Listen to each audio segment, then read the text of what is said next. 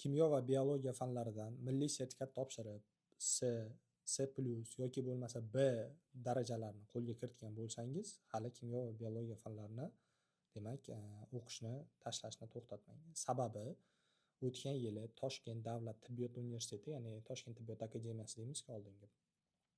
Shu yerga topshirmoqchi bo'lsangiz, ayniqsa davolash fakultetiga topshirmoqchi bo'lsangiz, sizga hattoki 5 ta fandan ham B+ sertifikatlari yetarli bo'lmasligi mumkin. Ya'ni 3 ta majburiy fanlar o'sha 100% va birinchi, ikkinchi fanlaringiz, ya'ni biologiya, kimyo fanlaridan B+ olgan holatingizda ham shu yili demak o'qishga kira olmay qolishingiz mumkin. Chunki sertifikat topshirganlar ancha va o'tgan yilgi balda ko'rgan bo'lsangiz kerak, 183,5 bo'lgan. Shu sababli agar davolash fakultetiga topshirmoqchi bo'lsangiz, demak tayyorgarlikda davom eting. Chunki ko'pchilik ustozlar bilan gaplashganimda shu C+ olgan o'quvchilar ham yo bo'lmasa C+ olganlar ham hattoki sertifikatim bor, endi o'qishga kira olaman degan fikr bilan yuribdi degan. Va yana qayerga topshirasan deb so'rasam, ko'plari Toshkent davlat tibbiyot universitetiga topshiraman deb aytishadi deganligi uchun mana shu videoni chiqarishga qaror qildim.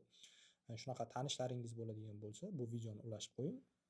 Qandaydir savollaringiz bo'ladigan bo'lsa, video izohida qoldirsangiz, men qo'limdan kelgancha javob berishga harakat qilaman. Sog' bo'linglar, salomat bo'linglar, barchalaringizga talabalik nasib etsin.